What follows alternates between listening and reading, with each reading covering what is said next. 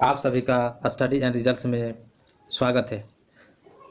दोस्तों, आज हम पढ़ेंगे भारतीय भूगोल। भारतीय भूगोल में भारत की स्थिति एवं विस्तार के बारे में पढ़ेंगे। प्रश्न नंबर 1, भारत की मुख्य भूमि की दक्षिणी सीमा है। ऑप्शन ए 6 डिग्री 4 मिनट उत्तरी अक्षांश, ऑप्शन बी 7 डिग्री 4 मिनट उत्तरी अक्षांश, ऑप्शन सी 8 डिग्री 4 मिनट उत्तरी अक्षांश, ऑप्शन डी 6 डिग्री 4 मिनट उत्तरी अक्षांश।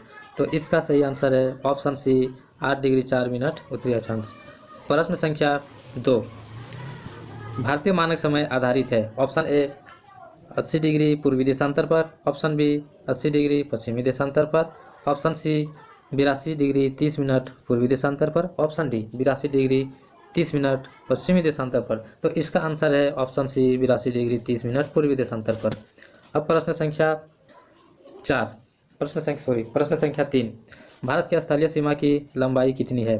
Option A 61 kilometre, option B 75 से 16.5 kilometre, option C 1200 kilometre, option D 15,200 kilometre. तो इसका सही आंसर है 15,200 किलोमीटर।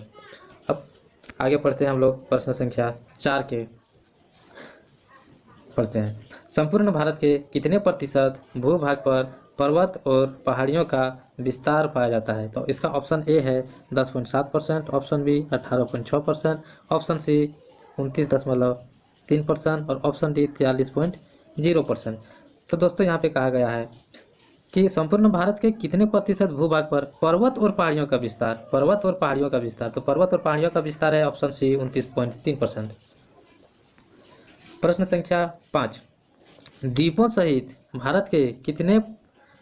भारत के तटरेखा की लंबाई कितनी है। द्वीप सहित बोला गया है। Option A 61 kilometre, option B 62 kilometre, option C 75 से 16.5 किलोमीटर, ऑप्शन डी 8,000 किलोमीटर। तो यहाँ पे कहा गया है द्वीपों सहित भारत की तटरेखा, सिर्फ भारत की तटरेखा दिया हुआ रहता तो इसका होता 61 किलोमीटर, लेकिन कहा गया है द्वीपों सहित, तो द्वीपों सहित हो जाएगा आपका दोस्तों 75 से 16.5 किलोमीटर।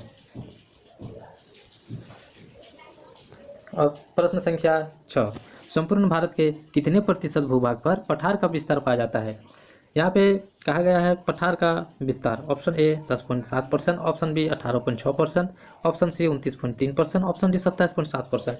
तो दोस्तों, यहाँ पे कहा गया है भूभाग पर पठार का विस्तार पाया जाता है।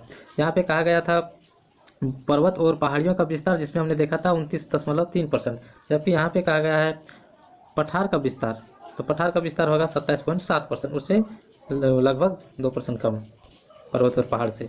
अब प्रश्न नंबर 7, भारत में सबसे लंबी तटरेखा वाला राज्य कौन सा है। Option A Gujarat, option B Andhra Pradesh, option C Tamil Nadu, option D Maharashtra.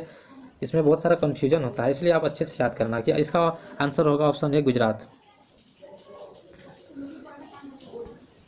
अब भारत के प्रश्न संख्या 8, भारत के मुख्य भूमि की दक्षिणी नोक क्या है। दक्षिणी नोक मतलब दक्षिणी पॉइंट। देखिए, यहाँ पे मुख्य भूमि कहा गया है, यहाँ पे मुख्य भूमि कहा गया है, सिर्फ भारत के नहीं पूछा गया है, सिर्फ मुख्य भूमि के पूछा गया है। तो इसका देखिए, इसका पहले आंसर हम लोग जान लेते हैं। Option A point Comorin, option B point Calimere, option C Indira point, option D Nariman. तो इसका आंसर होगा दोस्तों पॉइंट कैमोरिन। देखिए, अगर यदि सिर्फ पूछा जाता है कि भारत की दक्षिणी बिंदु क्या है, तब यहाँ पे होता है आपका इंदिरा पॉइंट, लेकिन यहाँ पे मुख्य भूमि की, सिर्फ मुख्य भूमि के पूछा है, मुख्य भूमि की दक्षिणी पॉइंट, तो इसका आंसर हो जाएगा कैप कैमोरिन। अब प्रश्न संख्या 9, भारत का क्षेत्रफल विश्व के कुल भौगोलिक क्षेत्रफल का कितना प्रतिशत है। Option A 2.2%, option B 2.4%, option C 2.8%, option D 3.2%।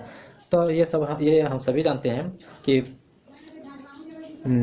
Bharat का क्षेत्रफल विश्व के कुल भौगोलिक क्षेत्रफल का 2.4% होता है। अब प्रश्न संख्या 10, भारत की मुख्य भूमि को रामेश्वरम द्वीप से कौन अलग करता है। देखिए, भारत की मुख्य भूमि को कहा गया है, मुख्य भूमि को रामेश्वरम द्वीप से कौन अलग करता है। ऑप्शन ए पाक जल संधि, ऑप्शन बी पंबन द्वीप, option C 10 degree channel, option D 9 degree channel. तो इसका आंसर है दोस्तों ऑप्शन बी पंबन द्वीप, पंबन चैनल।